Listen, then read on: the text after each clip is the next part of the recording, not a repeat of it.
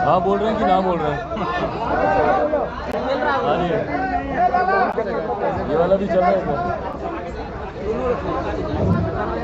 Hello, आ रही है? साथियों, सबसे पहले आने के लिए आप सबका बहुत बहुत धन्यवाद। साथियों, आप सब भली भांति परिचित हैं कि पिछले कुछ दिनों से, कुछ हफ्तों से लोक जनशक्ति पार्टी के भीतर एक हलचल मची हुई है और किस तरीके से पार्टी के 5 सांसदों ने लोक जनशक्ति पार्टी और हमारे नेता, हमारे संस्थापक आदरणीय रामविलास पासवान जी के विचारों को कुचलते हुए एक अलग गुट बनाने की उन लोगों ने घोषणा की। लोक जनशक्ति पार्टी की कार्यकारिणी ने, लोक जनशक्ति पार्टी की राष्ट्रीय कार्यकारिणी ने उनकी पार्टी विरोधी गतिविधियों को देखते हुए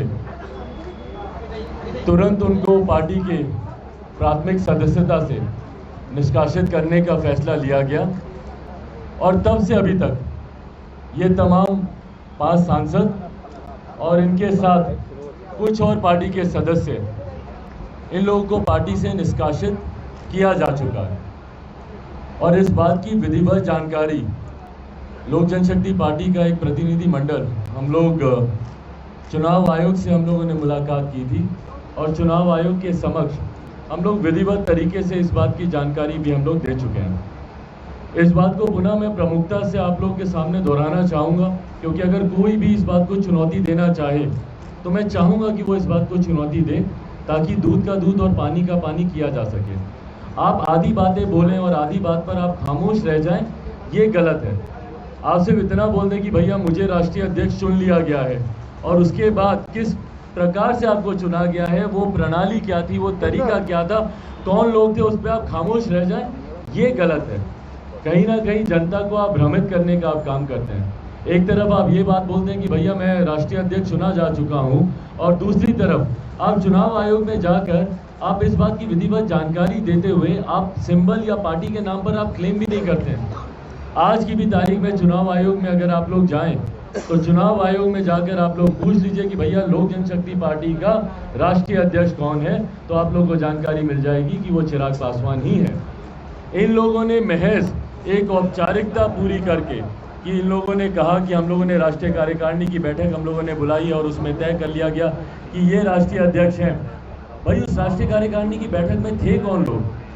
मैं आप लोगों की जानकारी में, इस बात को मैं पहले भी दे चुका हूं, पर पुनः मैं स्पष्ट रूप से आप लोगों की जानकारी में दे दूं कि लोक जनशक्ति पार्टी का जो संविधान है वो कहता है कि एक मिनिमम और 75 मेंबर्स की हम लोग की राष्ट्रीय कार्यकारिणी होती है, जिसमें आपका एक राष्ट्रीय अध्यक्ष होता है, जिसमें आपके 6 राष्ट्रीय उपाध्यक्ष होते हैं, एक आपका ट्रेजरर होता है, एक आपके राष्ट्रीय प्रधान महासचिव होते हैं, साथ में आपके 15 प्रकोष्ठों के अध्यक्ष होते हैं और 36 हम लोग के जो स्टेट हैं और जितने यूनियन टेरिटरीज हैं उसके अध्यक्ष होते हैं।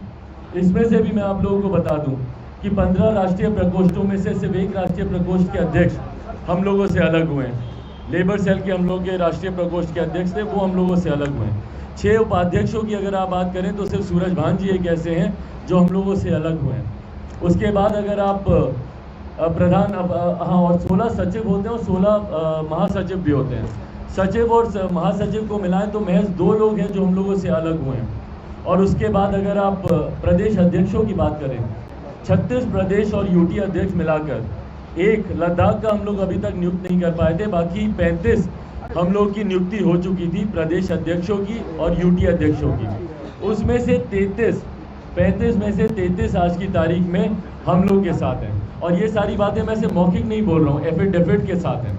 हम लोग के पास एफिडेविट है कि कल को अगर कोई न्यायालय में अगर इसको चुनौती देता है या चुनाव आयोग में इस बात को चुनौती देता है तो उनके समक्ष हम लोग प्रमुखता से डॉक्यूमेंटेशंस के साथ अपनी बातों को प्रमाणित करने के लिए हम लोग तैयार हैं। पर उसके बाद भैया एक दिन अफवाह आती है कि इन्होंने कोई कार्यकारिणी की बैठक की। लोक जनशक्ति पार्टी का संविधान इस बात को स्पष्ट तौर से कहता है कि लोक जनशक्ति पार्टी की राष्ट्रीय कार्यकारिणी को बुलाने का अधिकार सिर्फ और सिर्फ लोक जनशक्ति पार्टी के राष्ट्रीय अध्यक्ष के पास है। या राष्ट्रीय अध्यक्ष की सहमति से प्रधान महासचिव के पास है। इसके अलावा कोई और राष्ट्रीय कार्यकारिणी की बैठक नहीं बुला सकता। तो जो बैठक इन लोगों ने पटना में की थी 1.5-2 हफ्ते पहले, वो बैठक ही वैध नहीं है।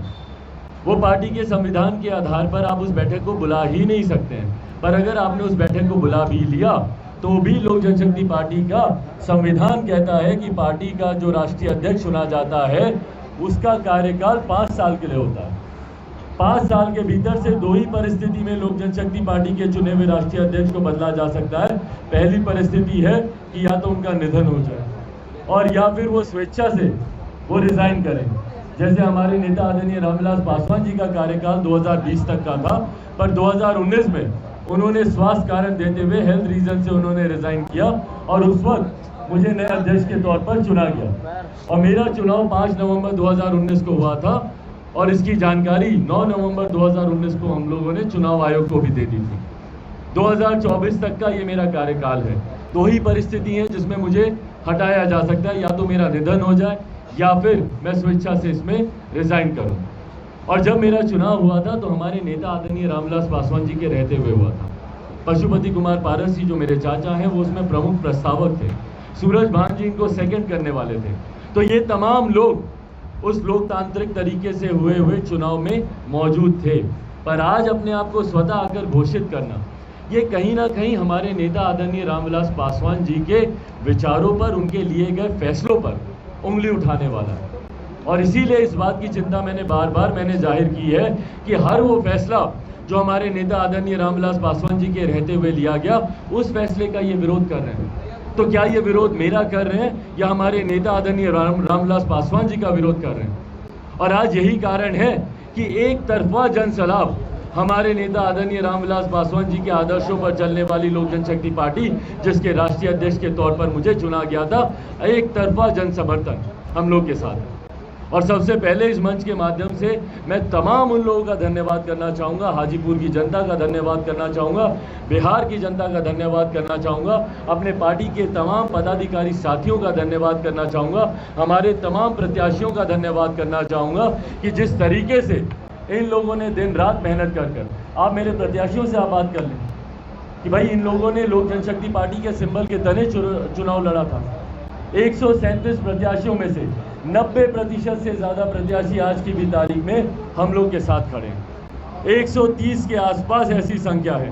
और जो लोग आगे पीछे हुए भी थे वो आज नहीं हुए, वो शुरू में ही जब चुनाव हुआ था उसके बाद ही अपनी अपनी व्यक्तिगत महत्वाकांक्षाओं के लिए वो लोग अलग हो गए थे। उसके बाद 90% ना सिर्फ हमारे प्रत्याशी हम लोग के साथ हैं, 95% से ज़्यादा पार्टी के पदाधिकारी, राष्ट्रीय कार्यकारिणी और नेशनल काउंसिल, जिसमें हर प्रदेश के अध्यक्ष, हर प्रदेश की प्रदेश कार्यकारिणी, हमारे देश भर के जिला अध्यक्ष उसमें मौजूद हैं, वो 95% से ज़्यादा आज की तारीख में हम लोग के साथ हैं। तो उसके बाद जब कोई व्यक्ति आकर इस तरीके से हमारे नेता के सामने बनाई गई पार्टी के फैसलों पर, और जब मैं इन नेताओं की बात करता हूँ, मैंने उन 66 लोगों का नाम जो राष्ट्रीय कार्यकारिणी में जो 75 लोगों की बॉडी, उनमें से जब 66 लोगों का नाम मैंने लिया, आप चाहें तो मैं उस वीडियो को भी मैं जारी कर सकता हूं, जो मैंने दिल्ली में जो हमारा राष्ट्रीय कार्यालय है वहां पर जब हम लोगों ने राष्ट्रीय कार्यकारिणी की बैठक बुलाई, उसमें ये लोग मौजूद थे। ये वो 66 लोग हैं जिनको मेरे पिताजी के रहते हुए ही नियुक्त किया गया था। इसमें अगर कोई ये बोले कि भैया उनके निधन के बाद तो मैंने नई राष्ट्रीय कार्यकारिणी बना ली, महज 10-12 लोग ऐसे हो सकते हैं, वो भी मैक्सिमम 10-12 हो सकते हैं, जिनको शायद हम लोगों ने नई नियुक्ति की गई होगी, या तो उनमें से किसी का निधन हुआ होगा, या वो लोग पार्टी से अलग हुए होंगे, या ये पद खाली रहा होगा इसीलिए इसकी नियुक्ति की गई होगी। उसके अलावा अगर आप देखेंगे तो 95% लोग वही हैं जो मेरे पिताजी के समय से हैं, 20-20 साल पुराने, 18-18 साल पुराने। कई तो ऐसे हैं जो कि दलित सेना के समय से चलते आ रहे हैं, पार्टी का भी उस वक्त गठन नहीं हुआ था। मैं चुनौती देता हूं कि उनके नामों को चिन्हित कर कोई बोले कि नहीं ये चिराग पासवान ने नए व्यक्ति को नियुक्त किया। मेरे कितने ऐसे प्रदेश अध्यक्ष हैं, हम लोग के मणिपुर के प्रदेश अध्यक्ष आप ले लीजिए, हमारे महाराष्ट्र के प्रदेश अध्यक्ष आप ले लीजिए, बेंगलोर के, कर्नाटका के आप प्रदेश अध्यक्ष ले लीजिए, तमिलनाडु के हमारे प्रदेश अध्यक्ष ले लीजिए। ये तमाम वो प्रदेश अध्यक्ष हैं जिन्होंने मेरे पिताजी के साथ 15-15, 20-20 साल काम किया, और वो सूची में आप लोग के साथ मैं साझा करने को तैयार हूँ। चुनौती दे कोई व्यक्ति कि वो सूची नहीं है। तो मेरे पिताजी के विचारों को जिस तरीके से रोकने का काम मेरे चाचा के द्वारा ही किया जा रहा है, उनके द्वारा लिए गए निर्णयों पर आज ये मेरे राष्ट्रीय अध्यक्ष होने के पद को चुनौती दे रहे हैं। तो भैया हमारे नेता अपने रहते रहते मुझे राष्ट्रीय अध्यक्ष की जिम्मेदारी देकर गए थे। आज ये मुझसे सवाल करते हैं कि भाई जाके पूछे चिराग से कि चिराग ने मुझे प्रदेश अध्यक्ष के पद से क्यों हटाया। तो कोई उनसे पूछे ना कि चिराग पासवान ने उन्हें प्रदेश अध्यक्ष के पद से नहीं हटाया। ये अधिकार पूरी तरीके से राष्ट्रीय अध्यक्ष का होता है कि राष्ट्रीय अध्यक्ष किसको प्रदेश अध्यक्ष बनाना चाहता है, किसको प्रदेश अध्यक्ष के पद से हटाना चाहता है। ये अधिकार क्षेत्र राष्ट्रीय अध्यक्ष के पास होता है। और जिस वक्त इनको प्रदेश अध्यक्ष के पद से हटाया गया था उस वक्त तत्कालीन राष्ट्रीय अध्यक्ष आदरणीय रामविलास पासवान जी थे, ना कि चिराग पासवान। रामविलास पासवान जी अपने रहते हुए इनको प्रदेश अध्यक्ष के पद से हटा कर गए थे। वो अपने रहते हुए प्रिंस राज मेरे भाई को प्रदेश अध्यक्ष की जिम्मेदारी देकर गए थे। और आज एक एक एक एक एक एक करके मेरे पिता के ही फैसलों पर ये सवाल उठा रहे हैं, उन्हीं के ही मार्गदर्शन को ये चुनौती दे रहे हैं, उन्हीं के द्वारा दिखाए गए दिशा निर्देश को चुनौती दे रहे हैं। मेरे पिताजी अपने जीवित रहते हुए इस बात को कहकर गए थे कि हम लोग को अकेले चुनाव लड़ना चाहिए। आज ये कह रहे हैं कि भैया अकेले चुनाव लड़ने का फैसला चिराग पासवान का था। दिल पे हाथ रख के कोई भी एक सांसद कह दे, कोई भी एक सांसद इस बात को अपने दिल पर हाथ रखकर अपने बच्चों की कसम खाकर बोल दे कि क्या उस फैसले में इन लोगों की सहमति नहीं थी। उस दिन पार्लियामेंट्री बोर्ड के उस वक्त राजू तिवारी जी पार्लियामेंट्री बोर्ड के अध्यक्ष के तौर पर मौजूद थे। तमाम सांसदों के साथ निरंतरता में ये बैठक दिल्ली के कार्यालय में हुई थी और उसमें सारे सांसदों में और उस वक्त पशुपति कुमार पारस जी वर्चुअली इस बैठक में शामिल हुए थे। कोरोना की वजह से बाहर नहीं निकल रहे थे, वर्चुअली वो शामिल हुए थे। और उस वक्त वर्चुअल माध्यम से उन्होंने कहा था कि चिराग पासवान जी के द्वारा लिए गए फैसले के साथ मैं मजबूती से शामिल हूँ। और अगर ये मजबूती से शामिल नहीं होते तो इनकी वो प्रेस विज्ञप्ति भी आप लोगों के पास होगी। 27 सितंबर को एक प्रेस रिलीज मेरे पिताजी के निधन से महज 11 दिन पहले, और ये दौर वो था जब हम लोग बैठकों के दौर से हम लोग इस बात का अंतिम फैसला ले रहे थे कि हम लोग को अकेले चुनाव लड़ना चाहिए। उस वक्त ये प्रेस रिलीज इन्होंने जारी किया था मेरे पिताजी के निधन से 11 दिन पहले 27 सितंबर 2020 को, जिसमें इन्होंने लिखा था कि कुछ लोग ये भ्रम फैला रहे हैं कि पार्टी के सांसद अलग हो रहे हैं, जिसमें इनका भी नाम था। और इन्होंने कहा था कि मेरा पूरा समर्पण लोक जनशक्ति पार्टी के राष्ट्रीय अध्यक्ष चिराग पासवान के साथ है और उनके लिए गए फैसलों के साथ मैं चट्टान की तरह खड़ा हूँ। ये प्रेस रिलीज में लिखा हुआ है, आप सबके पास होगी वो 27 तारीख की। तो क्यों मेरे उन फैसलों के साथ खड़े थे? क्यों उस दिन आपने आपत्ति दर्ज नहीं कराई? क्यों उस दिन आपने नहीं बोला कि भैया गलत फैसला हो रहा है? तो ये तमाम फैसले तो मेरे पिताजी के रहते हुए, और मुझे तकलीफ इस बात की है कि भैया आपने चिराग पासवान की पीठ पर खंजर नहीं भोंका, आपने रामविलास पासवान जी की पीठ पर खंजर भोंकने का काम किया। उनके जाने के बाद आज 9 महीना नहीं हुआ है, अभी तक 9 महीना नहीं हुआ है, साल तो भूल जाइए। उनको गए को अभी 9 महीना नहीं हुआ और आपने अपनी व्यक्तिगत महत्वाकांक्षाओं के लिए उनके परिवार को भी आपने तोड़ने का काम किया और उनकी पार्टी को भी आपने तोड़ने का काम किया। और आज अपनी महत्वाकांक्षाओं के लिए आप किनके साथ खड़े हैं भैया? आप बताएं ना, किनके साथ खड़े हैं? ये वही नीतीश कुमार जी हैं जिन्होंने हमारे पिता को रहते हुए, हमारे नेता, हमारे आदर्श रामविलास पासवान जी के रहते हुए कभी उनको आगे बढ़ने का मौका नहीं दिया। उनकी राजनीतिक हत्या कराने का प्रयास निरंतरता में इन्होंने किया। आज पहली बार इन्होंने हमारी पार्टी तोड़ी है क्या? 2005 में फरवरी में चुनाव हुए थे, उस वक्त हमारे 29 विधायकों को तोड़कर ये ले गए थे। 2005 में 2 बार विधानसभा के चुनाव हुए बिहार में, दूसरी बार जो नवंबर में चुनाव हुए पुनः हमारे सारे जीते हुए विधायकों को तोड़कर ले गए। उस वक्त हमारे पिताजी की तबीयत तब भी खराब थी। 2005 में जुलाई में, इसी महीने के आसपास 7 या 8 जुलाई को पिताजी को पहली बार दिल का दौरा पड़ा था। वो बीमार थे, उसके बावजूद जिन परिस्थितियों में उन्होंने चुनाव लड़ा नवंबर का, उसके बाद जितने हमारे जीते हुए विधायक थे उनको तोड़ने का काम किया। आज जो इनकी पार्टी में प्रमुख प्रवक्ता बने हुए उनको हमारी पार्टी से तोड़कर ले जाने का काम किया। एमएलसी थे हमारे राज्यसभा के सांसद को इन्होंने तोड़ने का काम किया। हमारे अभी जीते हुए एक विधायक मटिहानी से जो थे उनको तोड़ने का काम किया। तो आज पहली बार इन्होंने हमारी पार्टी तोड़ी है। हमारे नेता के राजनीतिक कद को, उनके राजनीतिक वर्चस्व को समाप्त करने के लिए नीतीश कुमार जी दलित महादलित बंटवारा लेकर आए।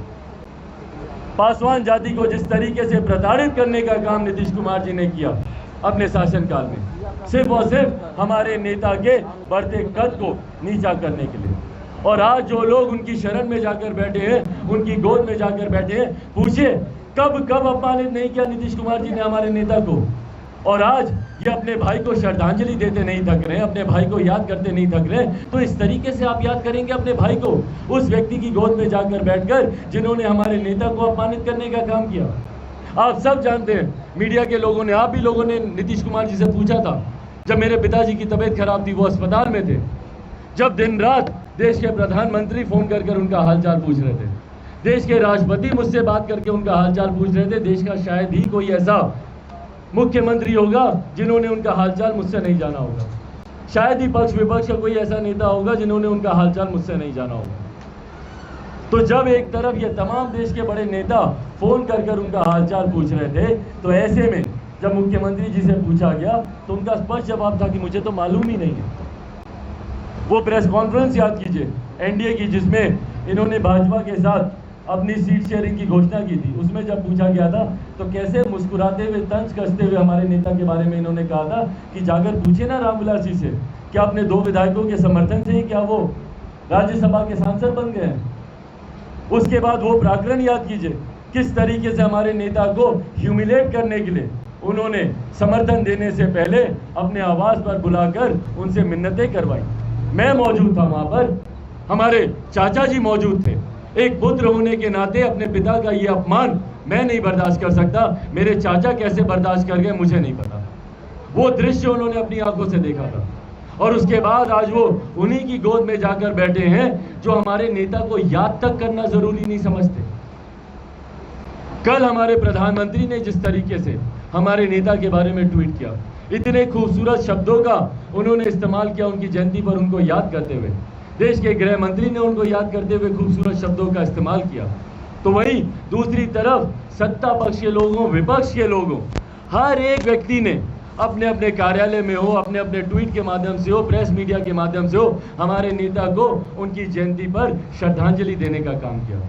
पर एकमात्र व्यक्ति जिन्होंने और जिनके दल ने हमारे नेता को कल याद करने का काम नहीं किया, उनका नाम है आदरणीय नीतीश कुमार जी। उनके पार्टी के एक नेता को मुझे बता दीजिए जिन्होंने हमारे नेता को याद करने का काम किया। एक ट्वीट बता दीजिए नीतीश कुमार जी का। और ये पहली बार नहीं है, इस तरीके से अपमानित करने का काम पहले भी मुख्यमंत्री करते रहे। पिछले साल भी आप लोगों को याद होगा कि पूरे दिन तक नीतीश कुमार जी ने हमारे नेता को जन्म दिवस की शुभकामनाएं नहीं दी थी। हार के आखिर में शाम को 8:22 या 23 के आसपास उनका कोई ट्वीट आया था, वो भी जब भारतीय जनता पार्टी, उस वक्त सुशील मोदी जी यहाँ पर उप मुख्यमंत्री थे, उन्होंने जब किया तो उसके बाद उनका ट्वीट आया। तो जिस व्यक्ति ने हमारे नेता को अपमानित करने में कोई कसर नहीं छोड़ी, आज उनके मरने के बाद भी उनको श्रद्धांजलि तक देना वो जरूरी नहीं समझते, तो मेरे चाचा उनकी गोद में जाकर बैठे। आप बताइए, क्या समाज के लोग या बिहार की जनता इस बात को कभी स्वीकार करेगी? क्या इस अपमान को हम लोग कभी स्वीकार करेंगे? हर वो बिहारी जो हमारे नेता के साथ दुख सुख में खड़ा रहा, उनके आदर्शों को लेकर, उनके विचारधारा को लेकर आज भी चलने का काम कर रहा है, भले वो वंचित वर्ग के लोग हों, दलित वर्ग के लोग हों, पिछड़ा वर्ग के लोग हों, शोषित गरीब ऐसे जो कि आज भी आज़ादी के 70 साल के बाद भी पंक्ति में अंतिम पायदान पर खड़े हैं। हर वो व्यक्ति जो हमारे नेता को अपना आदर्श मानता है, क्या वो लोग इस बात को माफ करेंगे? क्या इस अपमान को भूल पाएंगे कि भाई उनके भाई होने की आप बात करते हैं, और तमाम वो नेता जो उनके साथ हैं, आज आप उनके साथ खड़े, उनके सामने नतमस्तक हैं, जो हमारे नेता को मरणोपरांत भी श्रद्धांजलि देना जरूरी नहीं समझते। जीते जी तो उन्होंने कभी उनको सम्मान दिया नहीं, पर आज भी उनको याद करना वो उचित नहीं समझते, और ये लोग उनके साथ जाकर खड़े हैं। तो भाई अगर आप उनके साथ जाकर खड़े हैं तो शुभकामनाएं आपको, ढेर सारी शुभकामनाएं आपको। आप रहिए, पर जनता आपको जवाब देगी, और जनता ने आप ही के संसदीय क्षेत्र जो मेरे पिताजी की कर्म भूमि रही है, वहां से आपको जवाब दिया भी है। आप सब गवाह हैं, ईमानदारी से मुझे यहीं पर टोकिएगा और मुझे बोलिएगा अगर मैं गलत बोलूं कि कल जिस तरीके का जन सैलाब, मैं इन शब्दों का इस्तेमाल करूंगा कि कल जन सैलाब था वहां पर, एक अपार जन समर्थन था वहां पर, एक ऐतिहासिक कार्यक्रम हुआ वहां पर, एक अभूतपूर्व कार्यक्रम हुआ वहां पर, अनप्रेसिडेंटेड था। बोलिए, क्या मैंने किसी गलत शब्द का मैंने इस्तेमाल किया? आप सब वहां पर मौजूद थे, आप सब के मीडिया के कैमरेज वहां पर मौजूद थे, आप सब लोगों ने देखा। तो जिस तरीके से जन समर्थन आज मिल रहा है, ये चिराग पासवान को नहीं मिल रहा, ये हमारे नेता, हमारे आदर्श आदरणीय रामविलास पासवान जी को मिल रहा है और उन लोगों के खिलाफ मिल रहा है जो उनके मरने के बाद उनकी विचारधारा को समाप्त करना चाह रहे हैं। हमारे नेता ने अपने जीते जी कभी किसी के साथ समझौता नहीं किया। आज उनके मरने के बाद भी मैं किसी भी परिस्थिति में समझौता नहीं करूंगा। ये उनकी अंतिम इच्छा थी, उनका अंतिम सपना था कि मैं अकेले चुनाव लड़ूं। आईसीयू में जब वो थे, वो मुझे कई बार उन्होंने मुझे ललकारा, मुझे बोलते थे कि तुम में हिम्मत नहीं है अकेले चुनाव लड़ने की। मुझे देखो 2005 में मैंने कभी सोचा नहीं, अकेले रणभूमि में उतरा, चुनाव लड़ा। बोले तुम सोच रहे हो कि भैया ये ठीक रहेगा, वो ठीक रहेगा, बार बार बैठकें कर रहे हो, पार्लियामेंट्री बोर्ड को बुला रहे हो, सांसदों को बुला रहे हो, अकेले हिम्मत करो और निकलो मैदान में। उसके बाद देखो कैसे तुम्हें जन समर्थन मिलता है। और हकीकत है, मेरे प्रत्याशियों से पूछे किस तरीके का माहौल रहा और हम लोग के प्रत्याशियों की जीत होती और बड़ी संख्या में होती अगर आखिर के दिनों में ये भ्रम नहीं फैलाया जाता कि भैया राजद आ रही है, ये सरकार आ रही है, वो सरकार आ रही है। इस तरीके से अगर पोलराइजेशन नहीं कराया जाता या अंतिम दिनों में बूथ पर पोलिंग के दिन शासन प्रशासन का दुरुपयोग नहीं किया जाता तो आपको संख्या बल के उस पर भी जवाब मिलता।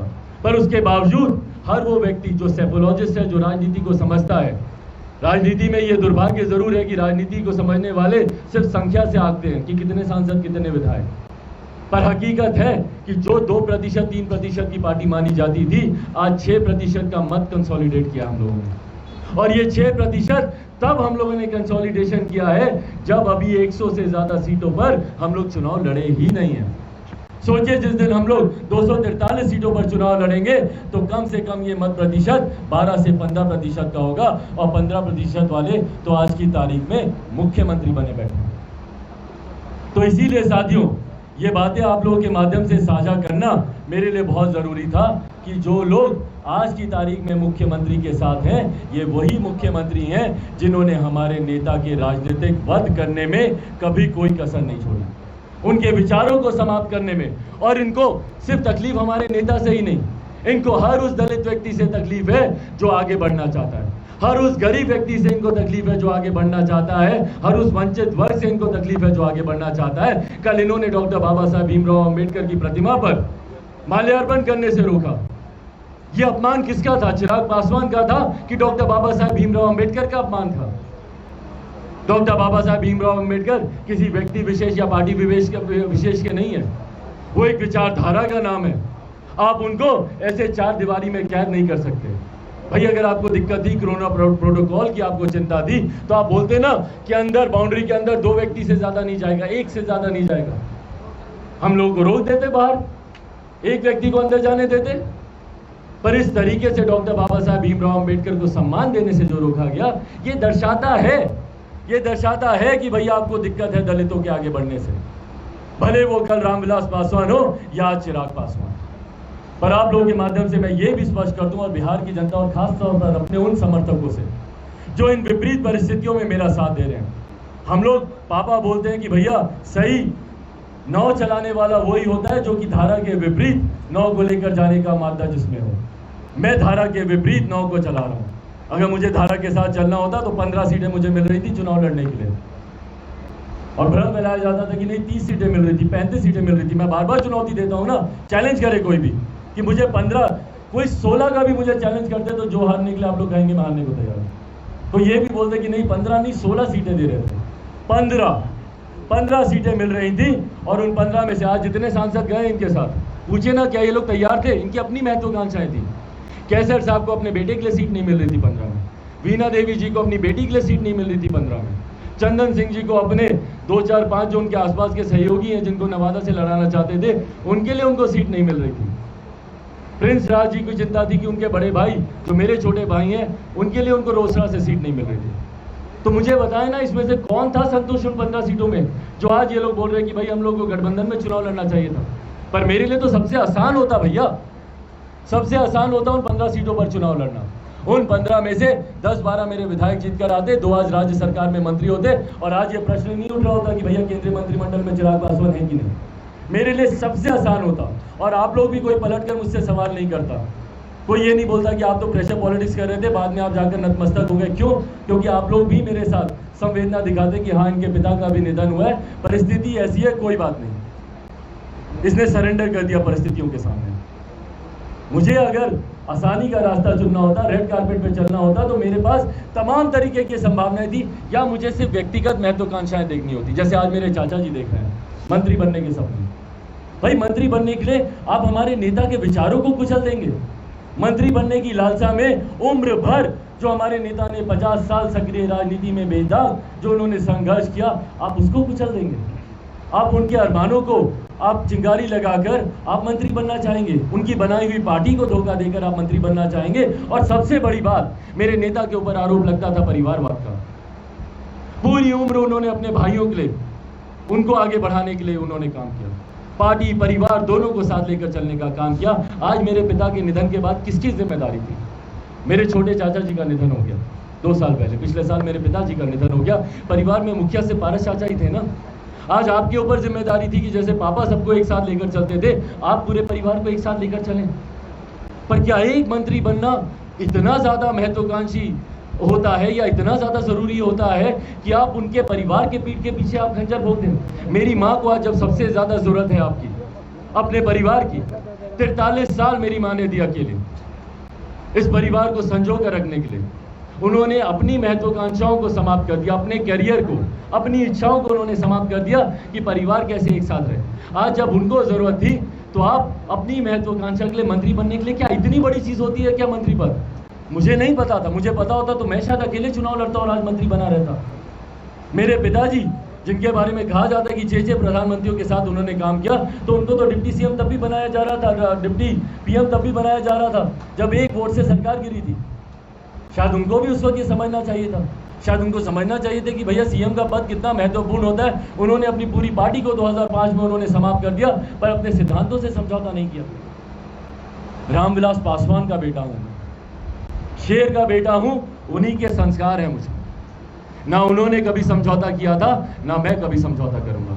ना मेरे लिए कभी मंत्री पद मायने रखा, ना मेरे नेता के लिए कभी मंत्री पद मायने रखा होता तो आज मैं डिप्टी सीएम से लेकर केंद्र में मंत्री से लेकर ना जाने कितने पदों पर होगा।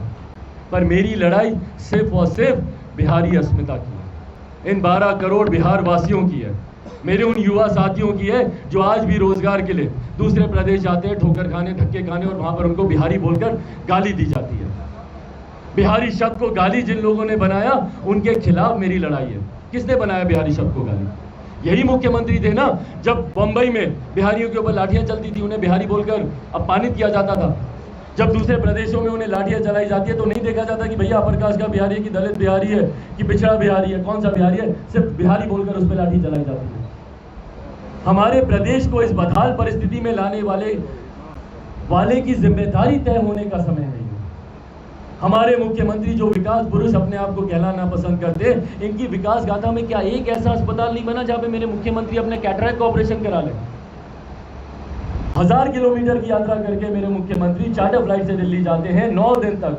जब बिहार पटना बारिश में डूबा हुआ है, जब मुख्यमंत्री होने के नाते आपकी बड़ी जिम्मेदारी है, तो उस वक्त कराना होगा। कौन देगा चार्टर फ्लाइट 1000 किलोमीटर के लिए? तो ये इन्होंने विकास किया। मेरे बच्चे आज भी कोटा में जाके पढ़ाई करते हैं। क्यों पटना को हम लोग एजुकेशनल हब नहीं बनाते? और उसके बाद आपकी विकास की नीति क्या है? नली गली बनाना, नल जल, हर घर नल का जल, ये इनकी विकास की नीति है। क्या इससे बिहार का विकास होगा? आईटी सेक्टर्स की आप बात नहीं करते, आप आईटी जॉब्स की आप बात नहीं करते, एजुकेशनल हब की आप बात नहीं करते, टूरिज्म को कैसे बढ़ावा मिले इसकी आप चिंता नहीं करते, और आप बोलते हैं कि भैया विकास की राह पर बिहार आगे बढ़ेगा।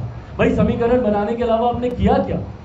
जब से तीसरी बार आप मुख्यमंत्री बने हमारे प्रदेश के, उसके बाद आप मुझे बताइए ना, जितना समय आपने मुख्यमंत्री कार्यालय में नहीं बिताया, उससे ज्यादा समय आपने अपने पार्टी के कार्यालय में बिताया।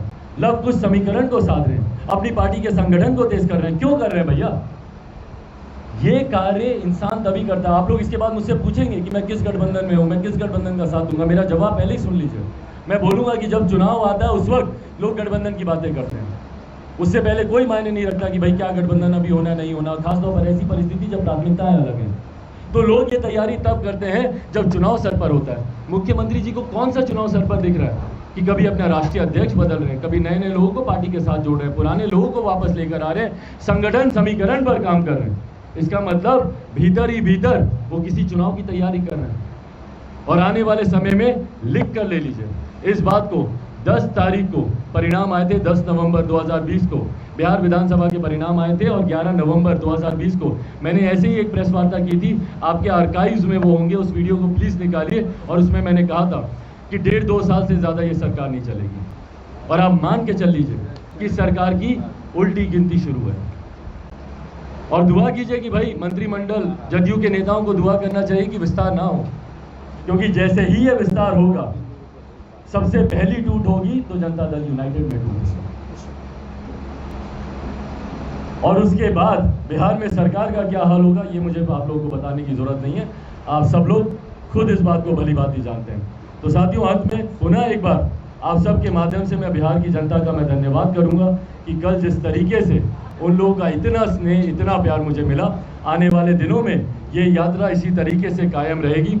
कल का हम लोग का कार्यक्रम, कल हम लोग समस्तीपुर जा रहे हैं, उसके बाद कल कौन सी 8 तारीख हो गई ना, कल 7 तारीख, कल 7 तारीख को हम लोग समस्तीपुर जा रहे हैं। 8 तारीख को हम लोग का बेगूसराय का कार्यक्रम है, 9 तारीख को हम लोग का खगड़िया का कार्यक्रम है, 10 तारीख को कटिहार, 11 तारीख को पूर्णिया और 12 तारीख को अररिया में हम लोग का कार्यक्रम है। ये पहले चरण का है। उसके बाद आगे अगले चरण की भी घोषणा इसी प्रकार से की जाएगी। और ये आशीर्वाद यात्रा के माध्यम से मैं पुनः आप सबके माध्यम से आग्रह करूंगा, मेरे सर पर अब परिवार का कोई हाथ बचा नहीं है आशीर्वाद देने वाला, पर हाँ कल मुझे एक नया परिवार मुझे देखने को मिला। और मेरा ये परिवार जो इतनी बड़ी संख्या में दिन रात बिना किसी लालच के, बिना किसी महत्वाकांक्षा के, सिर्फ और सिर्फ हमारे नेता आदरणीय रामविलास पासवान जी के विचारों को आगे बढ़ाने का काम कर रहा है। अपने इस परिवार का, अपनी माँ के आशीर्वाद का और पिताजी जहाँ कहीं भी होंगे उनका आशीर्वाद यकीनन मुझे मिल रहा होगा। मुझे दुख बस इस बात का होता है कि पापा जहाँ कहीं भी होंगे उनकी आत्मा खुश तो नहीं होगी, उनको शांति तो नहीं मिल रही होगी कि उनके जाने के बाद जिस तरीके से उनके भाई ने उनके परिवार के साथ किया, उनकी पार्टी के साथ किया, उनके विचारों के साथ किया। और सबसे बड़ा ये आखिर तक पापा के शब्द है कि कुछ हो जाए नीतीश कुमार जी के साथ मत जाना, आज उनके भाई उनके साथ जाकर खड़े हैं। ये सब देखकर पापा खुश तो नहीं होंगे ना, पर कम से कम उनको इतनी तसल्ली जरूर होगी कि उनका बेटा है जो उनके द्वारा उनके अधूरे कार्यों को पूरा करेगा और उनसे किए गए वादों को पूरा करेगा। उनके आशीर्वाद के साथ इस आशीर्वाद यात्रा पर निकल रहा हूँ, जहाँ एक तरफ मेरा ये परिवार है, वहीं पूरी बिहार की जनता ने मुझे एक परिवार की तरह ही अपना साथ आशीर्वाद दिया। उसके लिए आप सबके माध्यम से मैं धन्यवाद करूंगा, मीडिया के तमाम साथियों का धन्यवाद करूंगा। कल इतनी धूप, गर्मी, बारिश में भी आप लोग अपने धर्म को, अपने फर्ज को निभाते रहे। लोकतंत्र का चौथा स्तंभ ऐसे ही नहीं आप लोगों को कहा जाता, आप लोगों ने सही सटीक जानकारी आप लोग निरंतर देते रहे। और इस दौरान आपने जिस तरीके से मेरा इस कठिनाई की घड़ी में मेरे परिवार का आप लोगों ने साथ दिया, उसके लिए आप सबका बहुत बहुत धन्यवाद। और बिहार के कोने कोने से आए हुए ना सिर्फ पार्टी के कार्यकर्ता बल्कि पार्टी के समर्थक जिन्होंने इस यात्रा को ऐतिहासिक बनाने में अपना योगदान दिया, उन सब का धन्यवाद। अब अगर आप लोगों के कोई प्रश्न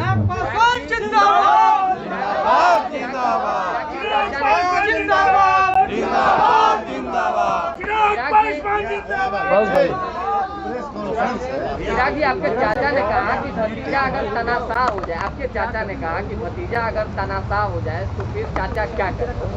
अगर भतीजा तानाशाह होता तो आज आप मुझे बताइए ना कि 95% लोग मेरी पार्टी के मेरे साथ क्यों होते, इतना बड़ा मुझे जन समर्थन क्यों मिल रहा होता। अगर मैं तानाशाह होता, अगर मैं लोगों की सुनता नहीं, लोगों से बात नहीं करता, मिलता जुलता नहीं, तो आप मुझे बताएं ना, कल आप सब भी उनके यहाँ भोज पर गए होंगे। भोज वैसे हम लोग यहाँ परंपरा होती नहीं है, जब तक बरखी नहीं होती तब तक किसी को निमंत्रित आमंत्रित करके इस तरीके से खिलाने का नहीं हम लोग यहाँ परंपरा है। ये भी इन्होंने परंपरागत तरीके से भी गलत किया है। बट बहरहाल कल जो आप लोगों ने भी देखा होगा, इन लोग यहाँ गिनती के लोग वहाँ पर मौजूद थे। 1:30-2 बजे तक तो पूरा कार्यालय खाली था, अकेले बैठे हुए थे हमारे चाचा जी। तो अगर मैं इतना ही तानाशाह होता तो इनके साथ वो समर्थन होना चाहिए ना पार्टी का, जो आज की तारीख में मेरे साथ है। उन्होंने कहा सही वक्त पे पार्टी बचा लिया। कल आपने जो आशीर्वाद यात्रा क्लिनिक ले वो बहुत फलीभूत होता दिख रहा है, जिसका समर्थन मिला। और एक नई बात कल देखने को मिली जो कि बड़ा पॉजिटिव वाइब्स दे रहा है।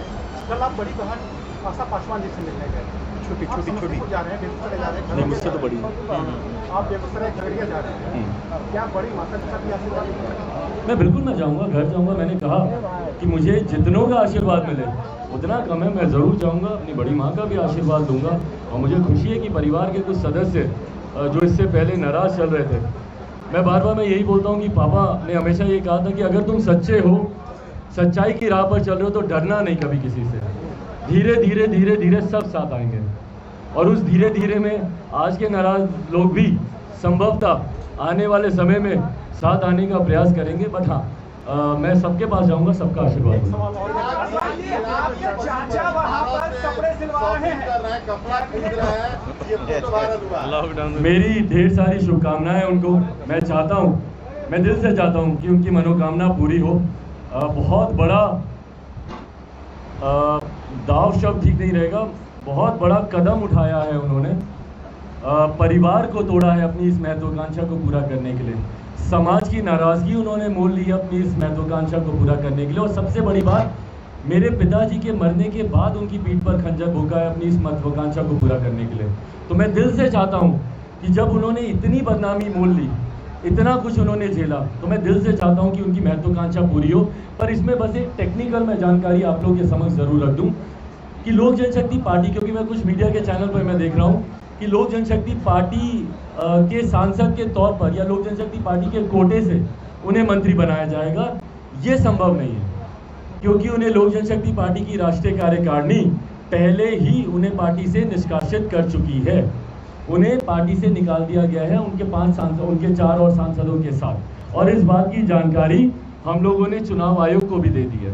तो अगर कहीं गलती से अगर उन्हें लोक जनशक्ति, और मैंने प्रधानमंत्री जी को भी आज एक पत्र के माध्यम से उनकी जानकारी में भी मैंने दिया, क्योंकि संभवतः प्रधानमंत्री जी व्यस्त होंगे, उनकी जानकारी में कितनी बातें आई होंगी नहीं आई होंगी, पर मैंने उनकी भी जानकारी में मैंने इस बात को एक पत्र के माध्यम से मैंने दिया है कि इन लोगों को हम लोगों ने पार्टी से निकाल दिया है। पार्टी से अब इनमें से किसी भी सांसद का कोई संबंध नहीं है। इनको आप निर्दलीय सांसद के तौर पर देखिए, पूरी तरीके से प्रधानमंत्री जी का अधिकार क्षेत्र है कि वो किसको मंत्री बनाए नहीं बनाए, उसमें मेरा कोई हस्तक्षेप रहना संभव ही नहीं है। पर हाँ, अगर मेरी पार्टी का सांसद कहकर अगर उनको बनाया जाएगा तो मुझे आपत्ति होगी। उसके लिए भले मुझे न्यायालय भी जाना पड़े तो मैं न्यायालय भी जाऊंगा, क्योंकि ये मेरी पार्टी के ये सांसद नहीं है। और पार्टी के सांसद होने के नाते गठबंधन धर की परंपरा हमेशा ये कहती है कि अगर किसी अपने सहयोगी से पार्टी से सांसद को मंत्री बनाना है तो आप उस पार्टी के राष्ट्रीय अध्यक्ष से आप एक बार चर्चा जरूर करते हैं। 2014 में भी ये चर्चा हमारे तत्कालीन राष्ट्रीय अध्यक्ष रामविलास पासवान जी से की गई थी।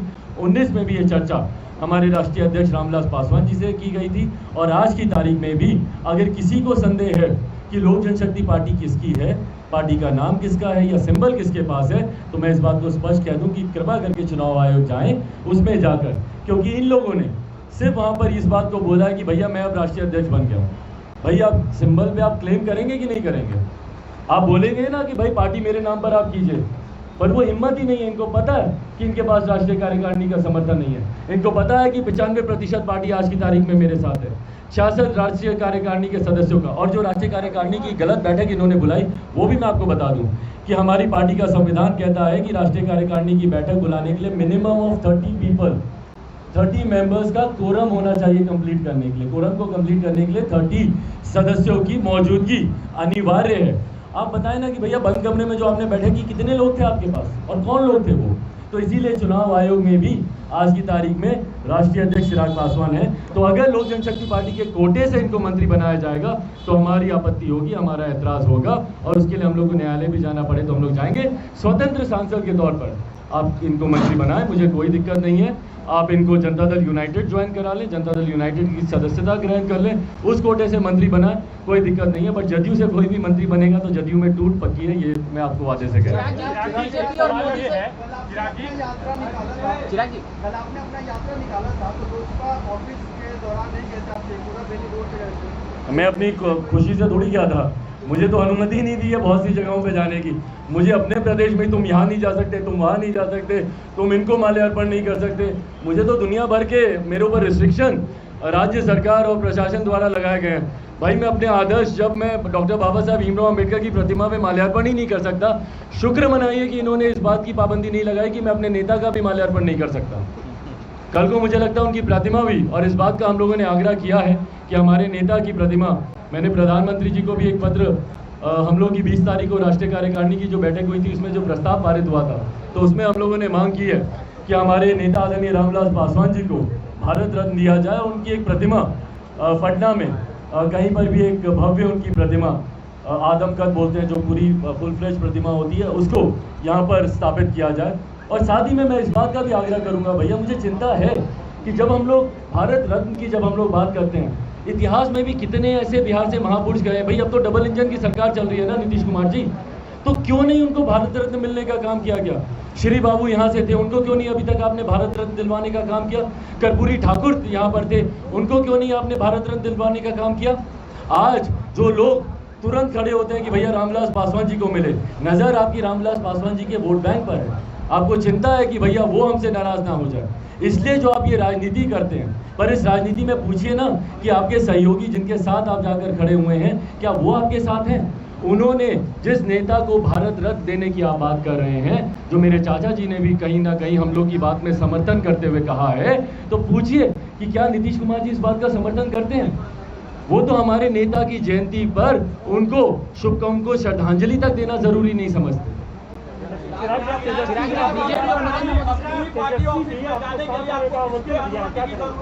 देखिए मैं धन्यवाद करता हूं जिन्होंने मुझे अपने साथ आने का निमंत्रण दिया, पर आज की तारीख में मेरी प्राथमिकता अलग है। जहां एक तरफ मेरी प्राथमिकता इस आशीर्वाद यात्रा को इसी तरीके से मजबूती से आगे बढ़ाकर प्रदेश भर के लोगों का आशीर्वाद लेने की है, तो वहीं अभी जैसा मैंने कहा कोई चुनाव नहीं है, कोई गठबंधन की चर्चा अभी करना उचित नहीं है। जब चुनाव सर पर आएंगे उस वक्त गठबंधन का क्या स्वरूप होगा, उस वक्त बैठकर पार्टी के तमाम लोग हमारे बच्चे कोटा जाकर पढ़ते हैं, पटना में क्यों नहीं पढ़ते? अभी एसपीईटी वाले अभ्यर्थी बहुत पिटाई खा रहे हैं। मैं आ रहा हूँ उस पर। एसपीईटी के बच्चे अभ्यर्थी बहुत पिटाई खा रहे हैं सड़कों पर, इस पर क्या कहेंगे? देखिए यकीनन यही तो मेरे प्रश्न है। मैंने बिहार फर्स्ट बिहारी फर्स्ट में आज की तारीख में देख लीजिए, जो रोजगार मांगने जाता है उस पर लाठी चलाई जाती है। तो यहाँ पर हमारे छात्रों की हालत देख लीजिए, भाई गजब प्रदेश है हमारा, सालों साल तक यहाँ पर रिजल्ट ही नहीं आते। तो उसमें अगर आप इन सारी चीज़ों पर अगर आप ध्यान नहीं देंगे, यही कारण है कि हमारे बच्चे कोटा जाते हैं, दिल्ली जाते हैं, मुंबई जाते हैं, और वहीं जाकर, और मेरे लिए चिंता का विषय आने वाले दिनों में हमारा प्रदेश, आज जो हमारी ताकत है कि भैया युवा प्रदेश है, आने वाले दिनों में हमारा प्रदेश एक बुजुर्ग प्रदेश बनकर रह जाएगा। यहाँ से हमारे बच्चे बाहर जाते हैं शिक्षा करने के लिए, वहीं पर फिर उसके बाद काम करने लगते हैं, वहीं पर घर खरीद के रहते हैं, वहीं पर शादी करते हैं, बच्चे पैदा करते हैं, और उसके बाद पूरी ज़िंदगी वहीं पर बिता लेते हैं। और अंत में जब माता पिता की तबीयत यहाँ पर खराब होती है तो अपने गांव आते हैं, वो भी अगर कोई समय पर पहुँच पाए। एक सक्षम परिवार आप लोग मुझे बता दीजिए ना अपने परिचितों में से भी, जो थोड़ा भी सक्षम हो, वो सबसे पहले अपने बच्चे बच्ची को दूसरे प्रदेश भेजता है शिक्षा के लिए, रोजगार के लिए। तो इन विषयों पर चर्चा करने की जरूरत है, पर हमारे मुख्यमंत्री करते नहीं है ना। तकलीफ इस बात की है। पार्टी कार्यालय आपके जगह आपके चाचा को कॉल आया है। देखिए मुझे नहीं पता कि किसको फोन आया है, किसको फोन नहीं आया। इसकी देखिए मैं शायद मंत्री नहीं बना कभी, पर मैंने अपने पिताजी के शपथ ग्रहण समारोह में मैं कई बार गया हूँ। 6 प्रधानमंत्री के साथ उन्होंने काम किया। मुझे ये समझ में आता है कि इसकी औपचारिक घोषणा की जाती है उन लोगों को। इस बार से जब से हमारे मौजूदा प्रधानमंत्री नरेंद्र मोदी जी देश के प्रधानमंत्री बने, ये नई परंपरा शुरू हुई है कि शपथ लेने से पहले आमंत्रित किया जाता है, बुलाकर एक बैठक होती है। नहीं तो इससे पहले जितना मैंने देखा, राष्ट्रपति भवन से ही सीधा फोन आता था कि भैया 1 घंटे में आप आ जाइए, आपको शपथ ग्रहण लेना है। ये अभी तक की परंपरा रही। इस बार भी किसको फोन आया नहीं आया है, अगर आपके पास कोई औपचारिक इस बात की सूचना आ जाए तो आप मुझे जरूर बताइएगा, तब मैं इस पर औपचारिक टिप्पणी करूंगा। पार्टी कार्यालय जाने के लिए आपको किसकी समर्थन की जरूरत है? अपने पार्टी कार्यालय जाने के लिए मुझे किसी की अनुमति, किसी के समर्थन की जरूरत नहीं है। कोई नहीं रोक सकता मुझे वहां जाने से। मैं देखिए मेरे चाचा रहे हैं भाई, वो मेरे चाचा हैं भी, और मैं बचपन से मैं उनकी गोद में खेला हूँ, पढ़ा हूँ, बढ़ा हुआ हूँ। मैं कैसे जाके मैं उनको निकालूं वहाँ से, या कैसे मेरे समर्थक वहाँ पर जाएं और उनके समर्थकों के साथ, क्योंकि ये 2 हफ्ते पहले सब एक ही थे, कैसे उनके साथ जाकर कोई जोर जबरदस्ती करे? भाई आपको नहीं पसंद मैं कार्यालय में नहीं आऊँगा, मैंने व्यवस्था कर ली ना अपनी यहाँ पर हाँ जिस दिन मुझे अपना कानूनी अधिकार वहाँ पर जताना होगा मैं आऊँगा। और तब तक मैं आपको समय दे रहा हूँ कि आप वहाँ से जितना हो सके आप भी अपनी वैकल्पिक व्यवस्था बना लें, क्योंकि इस बात की चिंता हम लोग को हमेशा से रही है कि वो कार्यालय जरूर रहा है, बट उसको मेरे चाचा जी ने हमेशा आवास के तौर पर भी इस्तेमाल किया। तो मेरे लिए ये उचित नहीं होगा कि मैं उनको जाकर बोलूं कि भैया आप अपना आवास खाली करें। लोजपा के ग्रुप से या लोजपा के कोटे से अगर आपके चाचा पारस को मंत्री बनाया जाता है तो आप हो जाएंगे, तो क्या आपको आप मानते हैं कि लोजपा अभी भी एनडीए में है और लोजपा कोटे से आपका दावा बनता है? देखिए, लोजपा कोटे की अगर आप बात करें तो हाँ, इस बात को हम लोगों ने हमेशा कहा है कि भैया लोक जनशक्ति पार्टी का केंद्र में हम लोग का गठबंधन रहा है, और केंद्र में अगर आज की तारीख में उस गठबंधन में अगर आप लोक जनशक्ति पार्टी का स्वरूप देखें तो उस पार्टी में एक ही सांसद है और वो लोक जनशक्ति पार्टी का राष्ट्रीय अध्यक्ष चिराग पासवान है। बाकी के 5 सांसदों को पार्टी की राष्ट्रीय कार्यकारिणी द्वारा निकाल दिया जा चुका है। बट हाँ, अगर कोई ऐसा फैसला अगर भारतीय जनता पार्टी के द्वारा लिया जाता है जहां पर किसी दूसरे गुट को अगर वो मान्यता देती है तो उसके बाद पार्टी की राष्ट्रीय कार्यकारिणी बैठेगी और उन लोग आगे का क्या फैसला होगा वो लिया जाएगा।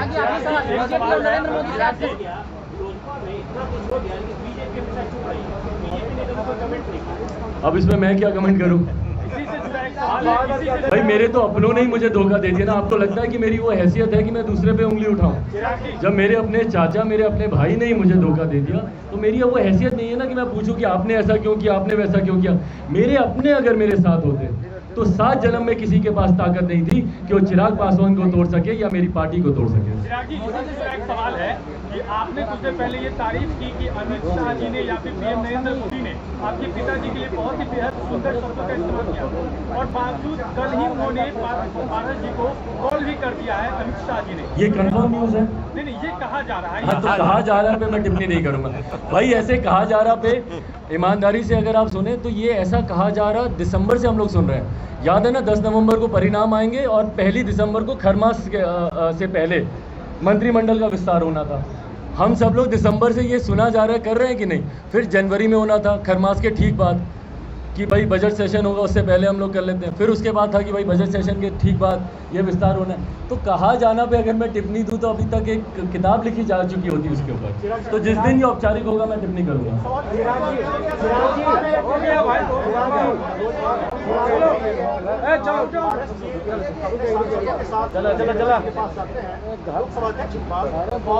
संसदीय दल का नेता उनको चुन लिया जाता है।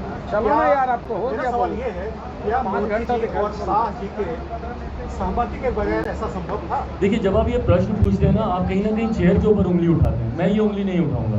मेरा विश्वास उस चेयर पर है, मेरा विश्वास हमारे लोकसभा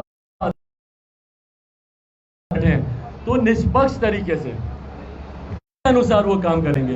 देखिए, जब लोकसभा अध्यक्ष, यकीनन वो 20 पार्टियों के अध्यक्ष होते हैं लोकसभा में, हर पार्टी का संविधान वो जाने ये जरूरी नहीं है। मेरे पार्टी का संविधान ये कहता है, मेरे पार्टी के संविधान में क्लियरली इस बात को लिखा हुआ है कि any activity taking place in the parliament और in the assembly will be decided by the central parliamentary board. मेरे पार्टी को ये अधिकार है इस बात को चुनने का, और ये बात पार्लियामेंट की रूल बुक भी कहती है। अपेंडिक्स 4 का सब क्लॉज 2F अगर आप देखेंगे पार्लियामेंट की रूल बुक का, तो उसमें लीडर की डेफिनेशन दी हुई है, जो कि क्लियरली ये कहती है कि leader is a person chosen by the party.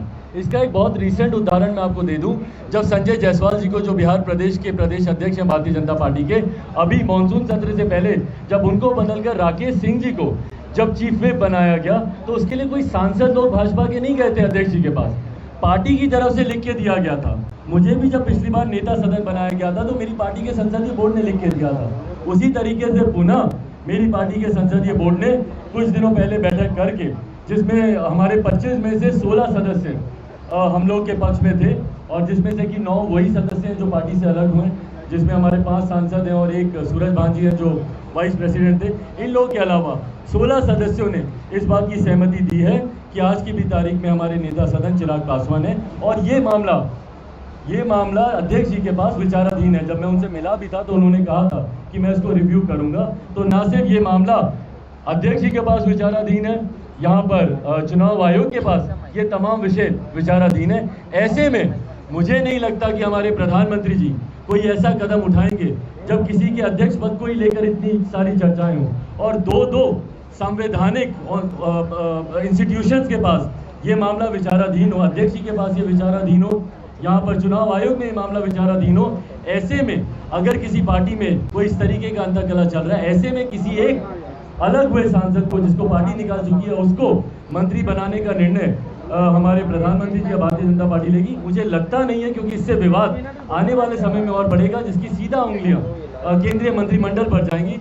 तो मुझे लगता नहीं कि ऐसा होगा, बट बहरहाल अगर ऐसा होता भी है तो उसके लिए कानूनी तौर पर और राजनीतिक तौर पर दोनों लड़ाई लड़ने के लिए मैं मजबूती से तैयार हूँ। बहुत बहुत धन्यवाद साथियों। हमसे जुड़े रहने के लिए हमारे YouTube चैनल को सब्सक्राइब करें और नई वीडियो की नोटिफिकेशन के लिए बेल आइकॉन को दबाएं। अगर आप ये वीडियो Facebook पर देख रहे हैं तो लाइक जरूर करें और ज्यादा से ज्यादा शेयर करें। धन्यवाद।